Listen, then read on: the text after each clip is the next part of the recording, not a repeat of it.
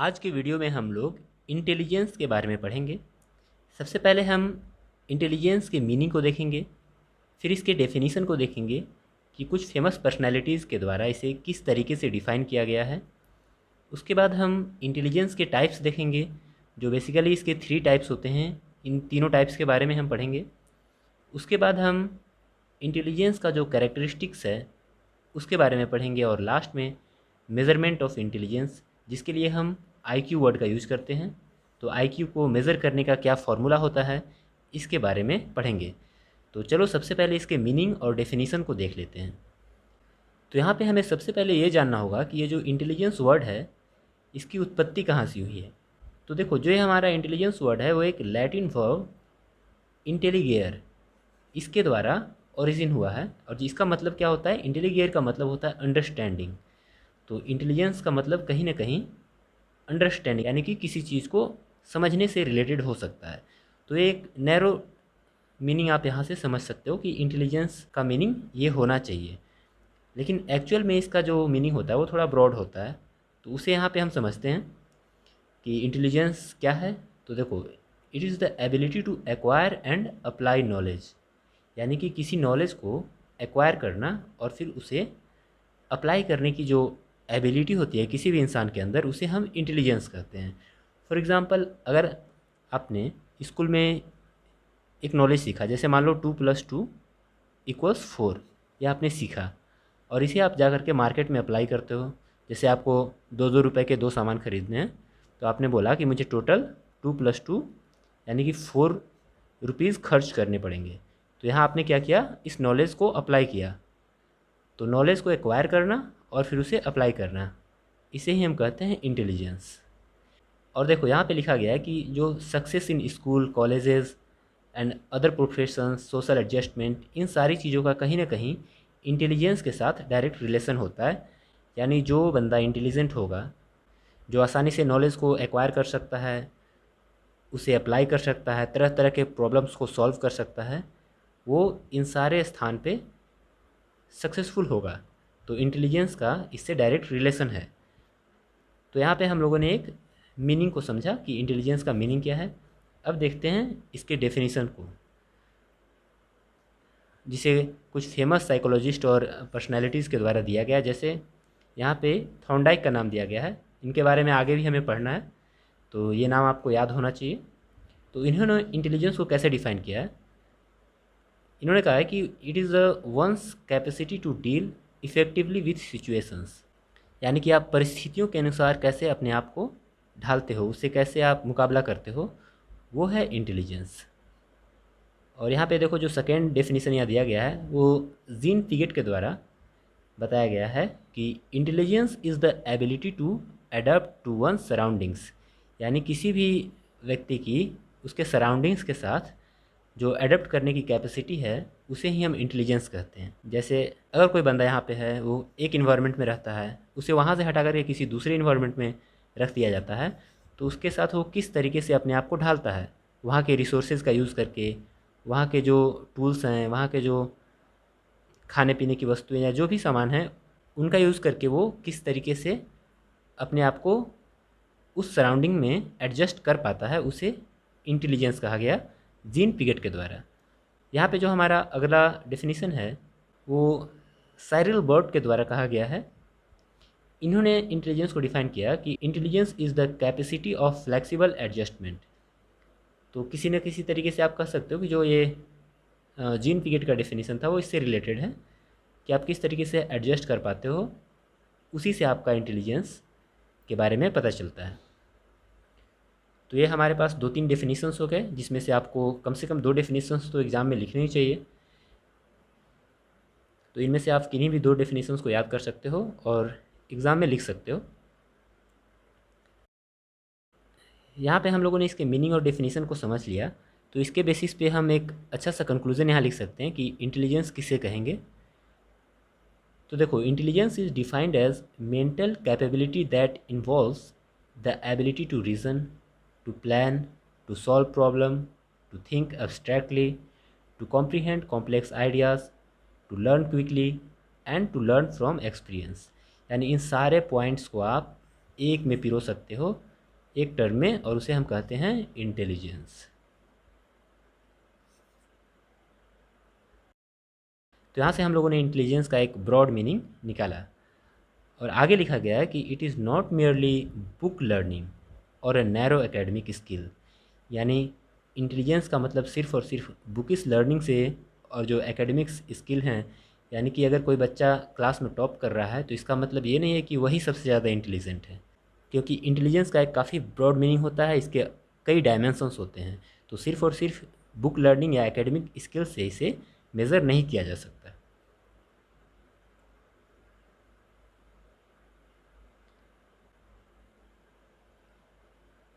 अब चलो देखते हैं इसके क्लासिफिकेशंस को या इसके टाइप्स को। तो देखो इंटेलिजेंस का जो टाइप बताया गया है, देखो तो देखो यहाँ पर भी इनका नाम आ गया थॉर्नडाइक का।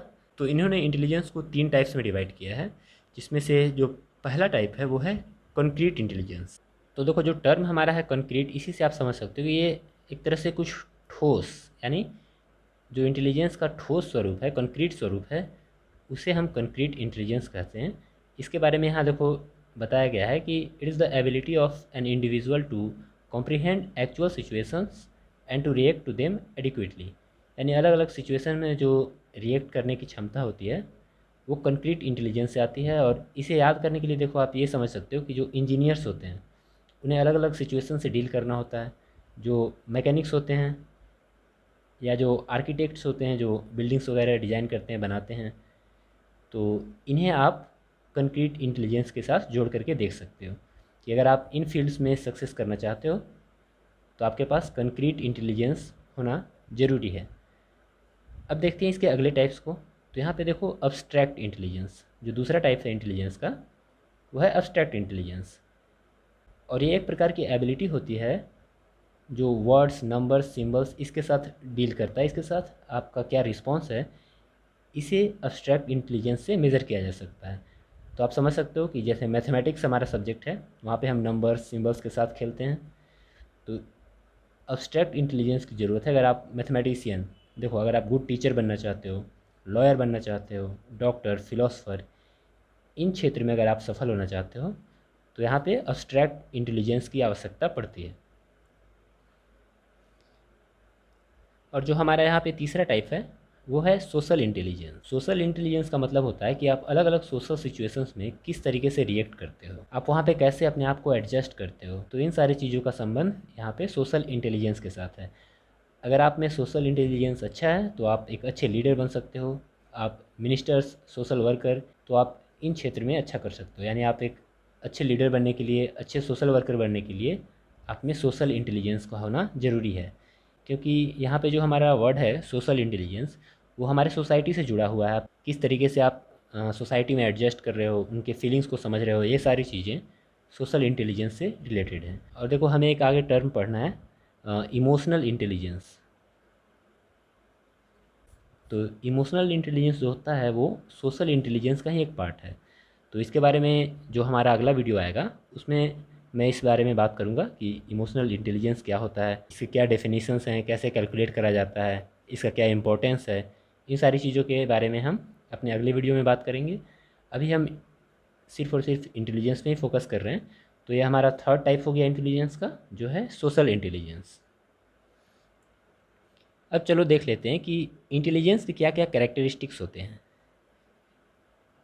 तो जो पहला कैरेक्टरिस्टिक यहाँ पे हम लोगों ने लिखा है वो है intelligence is an inborn ability. यानी कि जन्म के साथ ही इंटेलिजेंस किसी न किसी मात्रा में बच्चे में होता है। जैसे आप लोगों ने देखा होगा कि कोई जो बच्चे होते हैं वो सिचुएशंस को अच्छे तरीके से हैंडल कर लेते हैं, तो आप क्या कहोगे कि उनमें इंटेलिजेंस की मात्रा थोड़ी अधिक है। कुछ बच्चे होते हैं वो जो अलग अलग सिचुएशंस को हैंडल नहीं कर पाते हैं, जो प्रॉब्लम्स होते हैं डेली लाइफ में उन्हें सॉल्व नहीं कर पाते हैं। तो वहाँ पे आप कह सकते हो कि इस बच्चे का इंटेलिजेंस लेवल थोड़ा लो है। जो सेकेंड कैरेक्टरिस्टिक यहाँ पे लिखा है हमने वो है कि it helps the child in maximum learning in minimum period of time. तो कम समय में ज़्यादा सीखने में सहायता करता है एक अच्छा इंटेलिजेंस। यहाँ पे जो थर्ड पॉइंट है इसमें बताया गया है कि एक अच्छे इंटेलिजेंस होने के कारण जो बच्चे होते हैं वो फ्यूचर को अच्छे तरीके से प्लान कर सकते हैं। तो एक फ्यूचर प्लानिंग में भी इंटेलिजेंस काफ़ी हद तक हेल्प करता है। जो अगला पॉइंट है हमारा वो है कि अपने प्रीवियस एक्सपीरियंसेस के द्वारा चाइल्ड है वो एडवांटेज ले सकता है। जैसे पास्ट में अगर कोई एक्शन करने के बाद उसका बैड इफ़ेक्ट या उसका गलत परिणाम निकला, तो जो इंटेलिजेंट बच्चे होंगे वो उससे सीखेंगे और आगे उस चीज़ को नहीं दोहराएंगे। उसी तरीके से जो पांचवा कैरेक्टरिस्टिक्स है उसमें है कि देखो, राइट और रॉन्ग के बीच में फ़र्क करने की जो क्षमता होती है वो डेवलप होती है बच्चों के अंदर एक अच्छे इंटेलिजेंस के कारण। और देखो, ये एक डेवलपमेंटल जो पीरियड होता है इंटेलिजेंस का, वो बर्थ से लेकर के एडोलेसेंस यानी जन्म से लेकर के जो 17-18 वर्ष की उम्र होती है उस समय तक इंटेलिजेंस में वृद्धि होती है, क्योंकि यहाँ पे नए नए इन्वायरमेंट के साथ बच्चों का एक्सपोजर होता है, वो नई नई चीज़ें सीखते हैं। तो यहाँ पे सबसे ज़्यादा वृद्धि होती है इंटेलिजेंस के अंदर किसी भी बच्चे में। और देखो, जो लास्ट पॉइंट है हमारा, वहाँ लिखा गया है कि intelligence is mostly determined by heredity but a suitable environment necessary to improve it. तो जो फर्स्ट पॉइंट था उसी का एक एक्सटेंशन है यहाँ पे, क्योंकि यहाँ पे देखो मुख्यतः तो ये हेरिडिटी के द्वारा यानी जन्म से ही तय हो जाता है कि ये बच्चा थोड़ा ज़्यादा इंटेलिजेंट है, ये थोड़ा कम इंटेलिजेंट है, लेकिन एक सूटेबल इन्वायरमेंट का होना भी काफ़ी ज़रूरी है। तो ये हमारे कुछ कैरेक्टरिस्टिक्स हो गए इंटेलिजेंस के। अब देखते हैं मेज़रमेंट ऑफ इंटेलिजेंस, कि आप इंटेलिजेंस को कैसे मेज़र करोगे। जैसे हमारे पास मान लो 2 बच्चे हैं, तो हम कैसे जानेंगे कि जो पहला बच्चा है वो दूसरे बच्चे से ज़्यादा इंटेलिजेंट है या फिर उससे कम इंटेलिजेंट है। तो इसके लिए एक टर्म का यूज़ किया जाता है जिसे हम आईक्यू कहते हैं। आईक्यू यानी कि इंटेलिजेंस कोसेंट। तो आईक्यू का डेफिनेशन देखो यहाँ दिया गया है, if we compare the mental age of a person to person chronological age. Chronological age का मतलब हुआ कि उसकी जो वास्तविक उम्र है वो क्या है, और मेंटल एज का मतलब कि वो मेंटली किस एज का बच्चा। जैसे आपने सुना होगा किसी बच्चे को आप बोलते हो कि ये काफ़ी बड़ों के जैसा व्यवहार करता है, या कहीं कहीं आपने सुना होगा कि कोई बड़ा व्यक्ति भी है उसके बारे में बोला जाता है कि तुम बच्चों की तरह बिहेव कर रहे हो। तो ये मेंटल एज से रिलेटेड चीज़ है कि आप मेंटली किस एज में हो। ये ज़रूरी नहीं है कि जो बच्चा 5 वर्ष का है फिज़िकली, वो मेंटली भी 5 वर्ष का ही हो सकता है कि वो अ, मानसिक रूप से एक 7 साल के बच्चे के बराबर हो, या फिर ये भी हो सकता है कि जो 10 साल का बच्चा हो वो मेंटली एक 8 साल के बच्चे के बराबर हो। तो इन दोनों एजेस का जो रेशियो है उसे ही हम आईक्यू के तौर पे जानते हैं, इंटेलिजेंस कोसेंट। यहाँ पे देखो इसका फॉर्मूला दिया गया है कि mental as divided by chronological age into 100। तो इस फॉर्मूले से आप आईक्यू कैलकुलेट कर सकते हो। तो यहाँ पे जो मेंटल एज होता है इसे आप कैसे कैलकुलेट करोगे, तो इसके लिए एक सिंपल सा फार्मूला यूज किया जाता है। जैसे मान लो कि हमारे पास 2 बच्चे हैं, एक है एक्स एक है वाई। इसकी उम्र है मान लो 10 वर्ष, इसकी उम्र है मान लो 12 वर्ष। और इन्हें कुछ क्वेश्चंस दिए जाएंगे, और ये क्वेश्चंस का एक सेट होता है जिसमें रीजनिंग, मैथमेटिक्स इस तरीके के क्वेश्चन रहते हैं। तो मान लो यहाँ पे जो एक क्वेश्चन का सेट है इसे हम लोगों ने तैयार किया कुछ बच्चों के ऊपर जो अलग अलग सोसाइटी से आते हैं। बहुत सारे बच्चों के ऊपर एक सर्वे मान लो किया गया, और यहाँ पे देखा गया कि यहाँ पे सारे बच्चों की उम्र 10 वर्ष है। इस बात को याद रखना है। मान लो यहाँ पे 10 वर्ष के सारे बच्चों को लेकर के एक सर्वे किया गया, इन्हें हमने 100 क्वेश्चंस दिए, और इन 100 में से इसने सारे लोगों ने लगभग 50 क्वेश्चन सॉल्व किए। इनका जो एवरेज है वो आया 50, किसी ने 40 किए, किसी ने 60 किए। तो हम लोग क्या यहाँ से कंक्लूजन निकालेंगे कि जिस बच्चे का भी 100 में से 50 क्वेश्चन सही होगा उसका मेंटल एज 10 हो जाएगा। तो जब यही 100 क्वेश्चन हम लोगों ने एक्स बच्चे को दिए, तो मान लो इसने 50 ही सॉल्व किए, तो इसका जो आईक्यू होगा वो कितना हो जाएगा, मेंटल एज कितना हो गया इसका, 10 ईयर्स। क्योंकि 10 साल के जो बच्चे हैं वो 50 क्वेश्चन सॉल्व करते हैं, इसने भी 50 किया, तो मेंटल एज हो गया 10। और जो क्रोनोलॉजिकल एज है वो भी इसका 10 वर्ष ही है, तो 10 डिवाइडेड बाई 10 इंटू 100। तो आईक्यू कितना आ गया हमारा 100। उसी तरीके से मान लो जो 12 साल का बच्चा था, इसे जब हम लोगों ने इन्हीं 100 क्वेश्चन से इंट्रोड्यूस किया तो इसने भी 50 क्वेश्चन ही सॉल्व किए, तो इसका मेंटल एज कितना होगा, इसका मेंटल एज भी 10 ही हो जाएगा। और इसका जो क्रोनोलॉजिकल एज है वो कितना है, वो तो पहले से हमें पता है कि 12 वर्ष है, तो यहाँ 12 हो गया इंटू 100। जब आप इसे कैलकुलेट करोगे तो ये हो जाएगा 1000 डिवाइडेड बाई 12। इसे आप कट करेंगे तो ये 83.3 समथिंग आएगा। तो इसका जो आईक्यू हो गया वो हो गया 83। और जो एक्स जो हमारा पहला बच्चा था उसका आईक्यू 100 था, दूसरे बच्चे का आईक्यू हो गया 83। तो इसी तरीके से आईक्यू को कैलकुलेट किया जाता है। अब देख लेते हैं कि आईक्यू कितना आएगा तो आप बच्चे को किस कैटेगरी में रखोगे। जैसे देखो, तो यहाँ पे देखो, अगर आपका जो आईक्यू है वो 90 से 109 के बीच आ रहा है, या आप इसे 90 से लेकर के 110 कह सकते हो, 90 से 110 के बीच है, तो उसे आप एक एवरेज इंटेलिजेंस का बच्चा कहोगे। जैसे देखो, हमारा जो पहला बच्चा था यहाँ पे, उसका आईक्यू कितना आया था, 100 आया था, तो इसका जो इंटेलिजेंस लेवल है वो हो गया एवरेज। जो हमारा दूसरा बच्चा है उसका आईक्यू था 83, तो देखो 80 से जो 90 के बीच में लगभग होता है उसे हम लो एवरेज बोलते हैं ना, तो ये बच्चा थोड़ा सा इंटेलिजेंस में लो है। अगर 70 से 80 के बीच में आ रहा है तो यहाँ पे बॉर्डर लाइन पे है। अगर वो 70 से भी नीचे आ रहा है तो इसका जो इंटेलिजेंस लेवल है वो एक्सट्रीमली लो है। उसी तरीके से अगर ऊपर जाएंगे हम 110 से 120 के बीच, तो एक अच्छा इंटेलिजेंस, हाई एवरेज इंटेलिजेंस का बच्चा है वो। 120 से 130 के बीच सुपीरियर है। 130 के ऊपर अगर आप इंटेलिजेंस कोसेंट को पाते हो, यानी आईक्यू अगर आपका 130 से ज़्यादा है, तो उसे आप वेरी सुपीरियर, या फिर जिसे हम जीनियस भी कहते हैं, तो उस तरीके के कैटेगरी में आप रख सकते हो।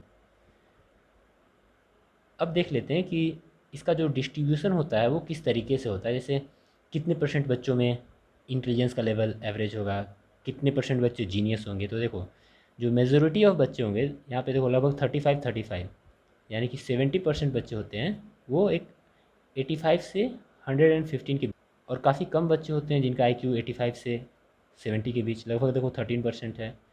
और ये 55 से 70 के बीच 2.14%, और 55 से नीचे 0.13%, यानी काफ़ी कम बच्चे होते हैं जिनका इंटेलिजेंस 55 से भी कम होता है।